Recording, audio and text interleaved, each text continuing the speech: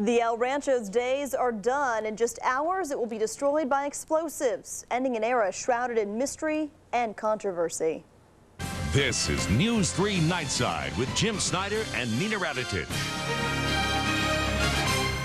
Good evening to you. In just over 3 hours, the old El Rancho will be reduced to a pile of rubble. The explosives are all set to bring down what a lot of people call a giant eyesore on the Strip. That'll happen about 2:15 in the morning. News 3's Beth Fisher joins us live from outside the hotel. And Beth, with some implosions, there's a lot of fanfare, maybe some fireworks, but that's not the case tonight. No, actually, Jim, the new owners of the El Rancho are actually discouraging people from coming down and taking a look, but it hasn't worked entirely. There are a few people who've pulled up their trucks or vans to get a better look. Now, I asked a man from Nebraska earlier tonight, any idea why they're imploding the El Rancho? And he said, well, look at it. That's why. I don't think I'm going to stay up and watch it. I'm more of a day person than a night person. Are you going to stick around and watch it? I don't think so. Sherman Ongst takes the before picture, and he'll return tomorrow to see what's no longer standing. I'm nostalgic about old things anyhow. I'm a collector of old items. But most people say the hotel looks like it's falling apart. It's about time we helped it. It's a pretty big building to come down all of a sudden, you know. Like a lot of noise and dust. He's right about that. It is a big building. Demolitions experts plan to use 700 pounds of dynamite. They've drilled 4,900 holes like these. What we do is we take the dynamite and we put it into the bore hole and lightly tamp it in there. Then crews run lines connecting the holes to each other and eventually to the detonator. I'm hoping I can go over to this side and maybe go up real high, see if I can see it out a window. I don't know if they're going to have lights on it or anything. If they are, it promises to be quite a show. Back here live now, one final look here at the old El Rancho. Now, once the implosion begins, crews tell me that there will be a 7-second delay when those of you watching at home or watching here live, if you choose to come down, you'll think it's not working, nothing's happening. Wait those 7 seconds. They assure me the building will fall tonight. Metro officers are already on hand here. They'll be closing off the streets at about 1:30, so if you plan to come down, be watching for some roadblocks. Reporting live from outside the El Rancho, I'm Beth Fisher. Back to you in the studio. All right, Beth, thank you. And the place hasn't looked that great in years, but it's hard not to be a little nostalgic about it tonight. The casino started out in 1948. It was originally called the Thunderbird and took the El Rancho name in 1982. It closed 10 years after that. Now, the Turnberry Condo Company bought the El Rancho, and we've told you they plan to develop the property. Even though it was an eyesore in its final years, we all know the El Rancho has a long history behind it. News 3 investigator Darcy has been exposing the El Rancho's secrets for more than a year now.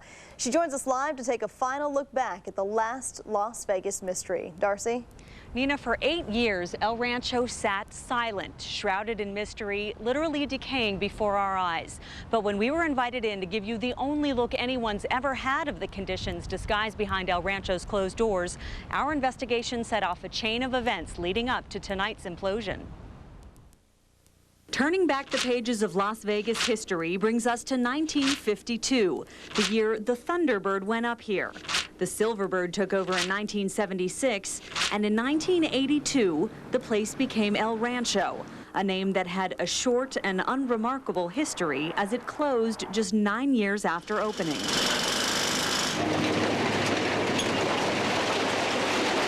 Now, demolition crews ready El Rancho for its swan song. At the beginning, we were hoping for some kind of renovation to make it an effective competitor upon the Strip. But at this point, it's all the better that it's going down. All the better because of what our investigation exposed. Health and safety concerns over a property in decay, gone unnoticed by county leaders, concealed behind closed doors until our investigation shed the light leading up to the impending implosion.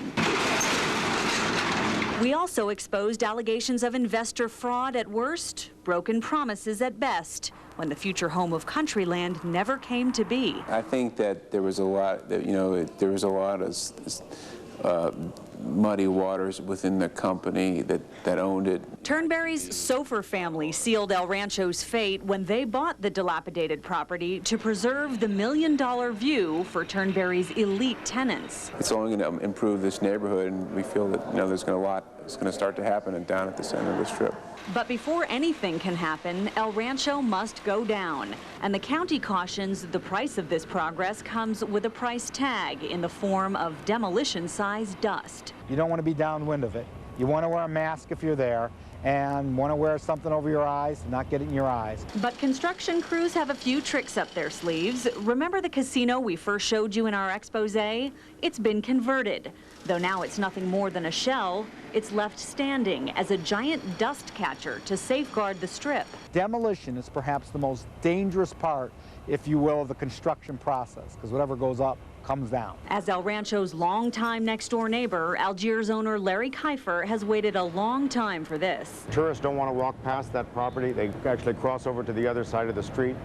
It's dark, it's dreary, it's unsafe, and I think that this will have a major impact on the north end of the Strip. So I think we're all excited about it coming down. What were once back buildings filled with vagrants are now just piles of dust and debris. The pool area, previously populated by roaches and spiders, a dirt lot, sitting in the shadow of the El Rancho Tower, which will itself soon be just a memory.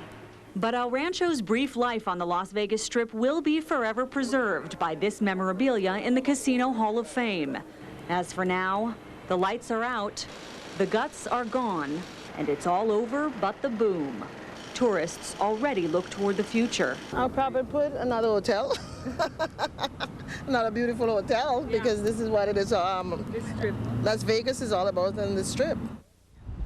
Las Vegas is also all about implosions, and we will bring you the latest one as we watch El Rancho go down at 2:30 a.m. I'll be here, and I hope you'll all join me from your living rooms as we close out this chapter of Las Vegas history. Reporting live, I'm Darcy Spears. Jim and Nina, back to you. All right, Darcy, you don't need to head down to the Strip to catch the implosion, however. News 3 will bring you the event live. This is just one of many cameras which will catch the destruction. It's mounted on top of our live truck to give you a bird's eye view. Sky 3, News 3 photojournalists, and our Rio cam will also be your eyes to El Rancho's dramatic end. You can see it's that dark building back there behind the signs. Can barely see it. Our live coverage begins at 2:15 in the morning. As Darcy said, the actual implosion is scheduled for 2:30. But if you missed tonight's team coverage, be sure to tune in to News 3 Sunrise for a complete recap of the night's events. One big concern as we watch over the next couple hours is wind. Too much of it, and it could delay the El Rancho's implosion. Nate Tannenbaum joins us from the Weather Center with the latest on that. Nate? Yeah, Nina and Jim, we were just looking at that live picture from Rio Cam, and it's a pretty big zoom, a stretch from where the Rio is up to the El Rancho. So on a full zoom, any camera movement is exaggerated a little bit, but wind certainly can be a factor. We're told from the scene that the threshold for wind, too much wind, to delay the implosion is 15 miles an hour, so we're kind of borderline. Let me run through the wind speeds over the past few hours here. At 6 o'clock this evening in Las Vegas, the wind was gusting to 30 miles an hour. At 7 o'clock, the peak wind was 12 miles an hour. Then the next couple of hours, 7 miles an hour. Last hour, the wind was 9 miles an hour. At the top of the hour, just a few minutes ago at McCarran, the wind was 12 miles an hour. So I think it may be a little bit of a touch-and-go situation, but if it stays below 15 miles an hour, very good chance that the implosion will go off as scheduled. We'll continue to keep you posted with another look at the rest of your forecast coming up in just a few minutes. Nina, Jim? Kind of a fine line at this point, Nate. Thank you. Las Vegas is known for throwing out the old and making way for the new. Here's a look back at some of the other implosions that we've seen over the years. In April of 1998, the original Aladdin was reduced to a pile of dust to make way for the new Aladdin. That hotel just opened months ago. It took crews 28 months to clear up and reconstruct the new Aladdin. In 1996, Las Vegas witnessed the end of the Sands. That's where the famous Rat Pack performed back in the 50s and 60s. The Venetian now takes up that piece of property. The Landmark was imploded a year earlier to make room for a parking lot near the convention center. That piece of property stood 31 stories tall and offered one of the best views of the city before it was turned to rubble. here's the first big implosion that rocked the Strip. In 1994, the demise of the Dunes to make way for the Bellagio. That demolition included a big block party to usher in the new mega resort. My, how times have changed. We should also mention the old hacienda. It was imploded to kick off the 1997 new year. Mandalay Bay was built on that property and opened early last year. If you walk in the doors of the Santa Fe right now, on the surface, everything seems the same. But behind the scenes, it is a whole new operation. After closing down over the weekend, the doors were reopened for business this morning with a new owner and a new name. The place is now called the Santa Fe Station Casino. Last Friday, Station Casinos officially took over, shutting down the doors to regroup and restructure under new management. Not everyone is happy about the buyout, though. All of the current employees have to reapply for their own jobs, and there is no guarantee they will be rehired. Meantime, Terrible's Hotel and Casino is looking for 500 new employees. The new hotel and casino has set up a special employment center. If you're interested in applying, go to 4444 West Russell Road. The major cross street there is Arville. The center is open from 7:30 in the morning to 3 in the afternoon, Monday through Friday. That new hotel is located on Paradise Road, but the company is not accepting applications there. Fire ripped through a Las Vegas home this morning, and after crews put out the flames, they discovered the body of a woman inside. The house is near Cheyenne and Tenaya out in the northwest. The victim was found inside a bedroom, but it's not clear at this point if she died from the fire or if maybe she was already dead.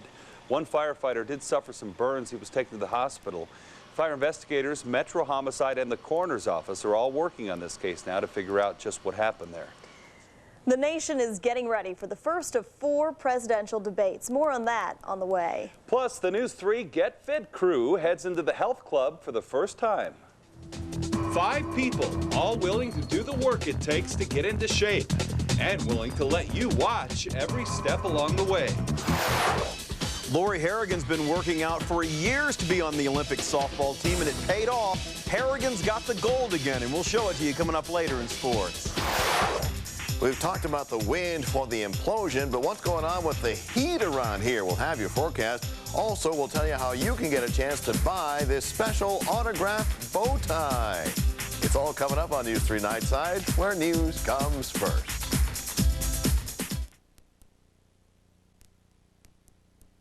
You're watching Channel 3, where news comes first. This is News 3 Nightside. The News 3 Get Fit contestants are on the road to fitness. 5 people won the chance to get in shape at the Las Vegas Athletic Club, and every Monday night we will show you their progress. News 3's Beth Fisher tagged along with some very determined people.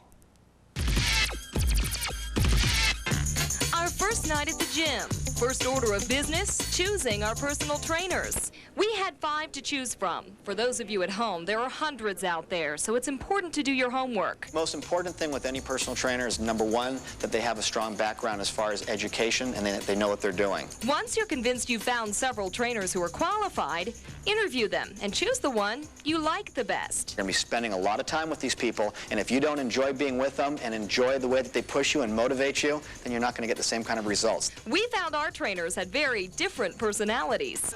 I imagine immediately before the training session and immediately after the training session you'll think I'm nice. I would guess that during the training session you won't think I'm very nice. Once we met all 5, we wrote down our favorites, and the Las Vegas Athletic Club made the matches. You have got a lot of guts. Frank Butterfield, come on up here and meet Deb. You got it. You'll be gentle. Uh-oh. Melanie, come on up. Chris chose Melanie. Rachel, Claudia. Cindy wanted Brad. And David will spend a year with Jose. All right, buddy, I'm going to kick your butt.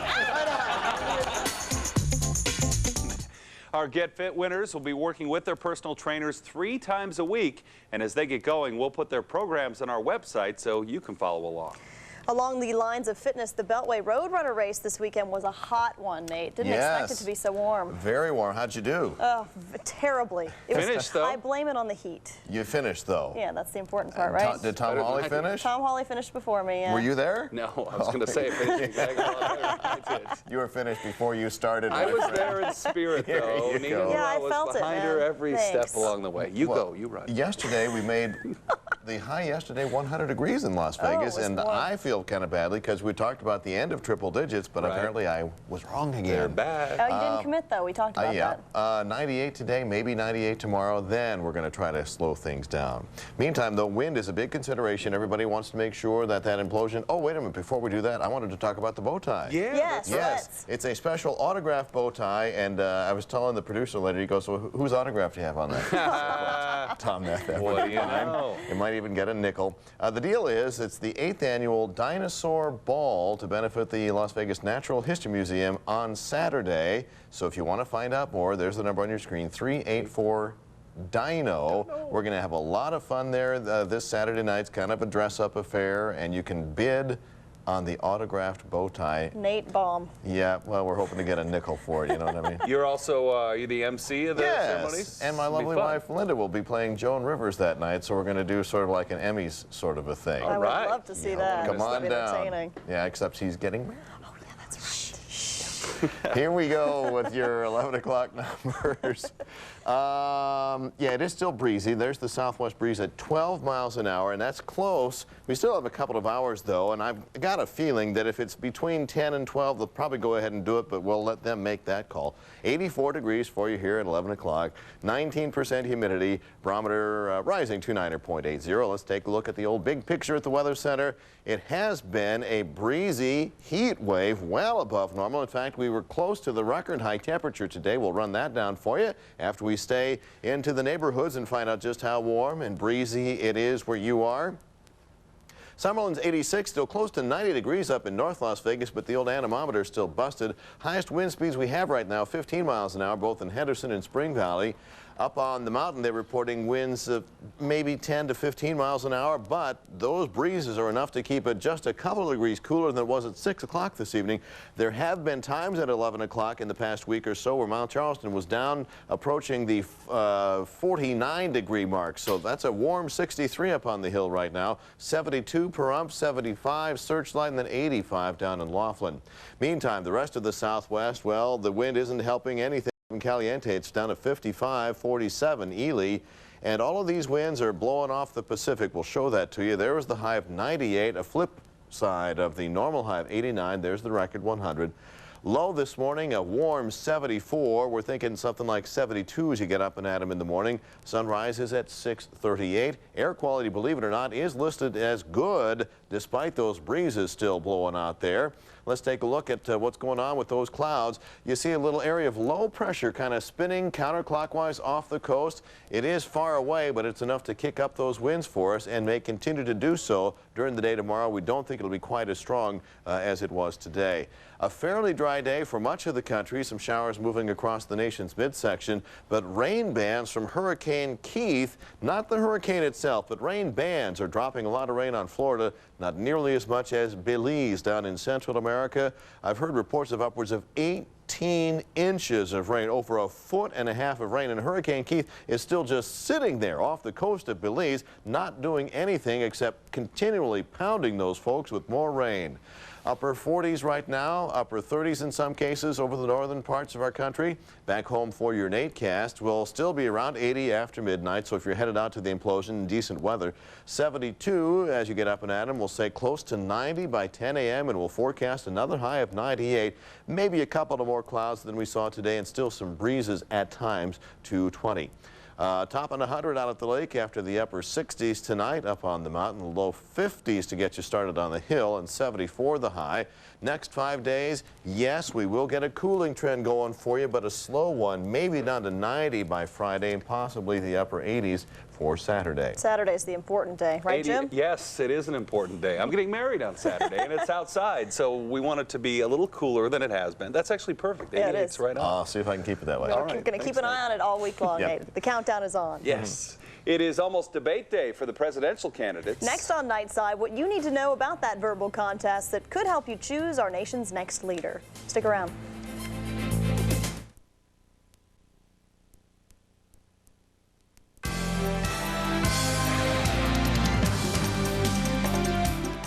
Gore and George W. Bush will meet face-to-face for the first time tomorrow in the most important event yet in the presidential campaign.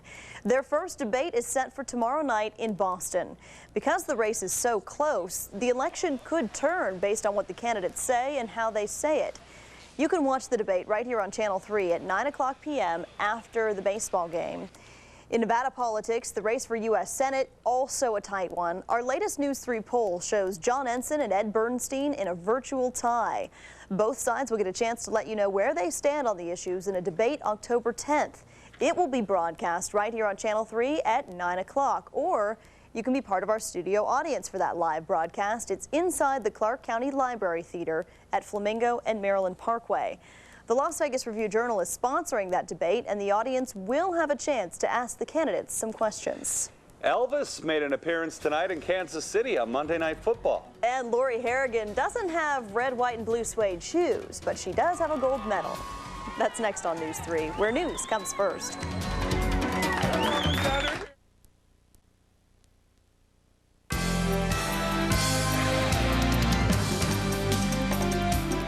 Elvis played on national TV tonight as the Chiefs hosted Seattle on Monday Night Football.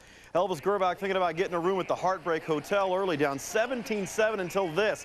The long bomb to Derek Alexander, starting a comeback fit for the king of rock and roll. Elvis to Alexander once again after that 73-yarder. This one covering 18 yards. It's a three-point game, 17-14 going to the fourth quarter. The Chief closed the deal on this play. Mike Cloud on cloud 9. A rookie scoring a big-time touchdown. The Chiefs win it 24-17. UNLV quarterback Jason Thomas has been named the Mountain West Conference Offensive Player of the Week, and the good news does not stop there. The cornerback on the team, Kevin Thomas, has been named the Defensive Player of the Week, so the Thomas brothers are rocking. Of course, that came in the big win against Air Force last Saturday night. As if beating the Falcons wasn't big enough, they now have this week to look ahead to UNR and a big-time turnaround in the program. It was a good victory for us. I mean, but it's just the tip of the iceberg. It's just the beginning. We don't want to, rest on this game and try to ride it. This game is over with. It's done now. Now we're preparing for Reno. What the win does is open a door that's been closed. A program that people really take seriously, a team that can beat another good team, and that door has been opened a little bit now. We have to rush through and knock it off its hinges if we're going to do the things we want to do. It wasn't easy this time, but the U.S. softball team won the gold medal for the second straight Olympics. One reason why, former Rebels pitcher Lori Harrigan. Rick Strasser was at McCarran today as she returned home to a hero's welcome.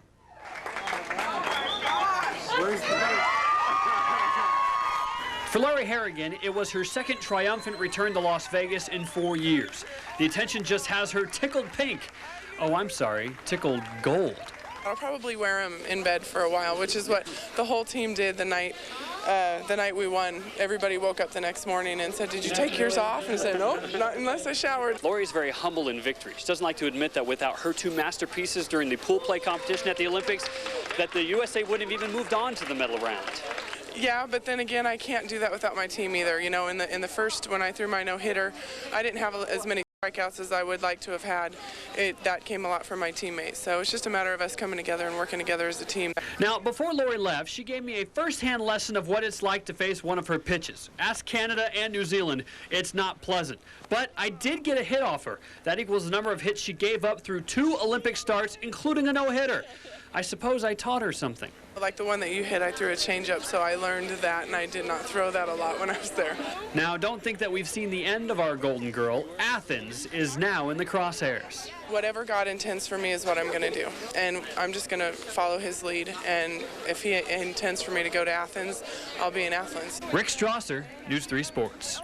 Cool. It was nice having Tasha last week, and she did great. And then the gold medal, of course, always a nice touch with Lori Harrigan. Yes, she doesn't seem changed at all, which I like. No, she's really, she's lives here in Vegas ever since she went to college, works down at Bellagio, and really enjoys living here. And coming home with a gold doesn't help. Keep that medal close, too. Sleep with it. Thanks, Mitch. We'll be right back.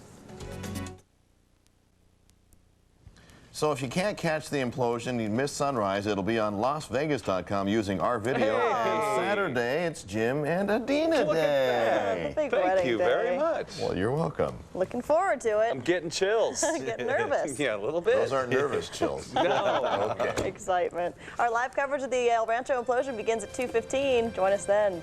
Have a good night, whatever you do. See ya.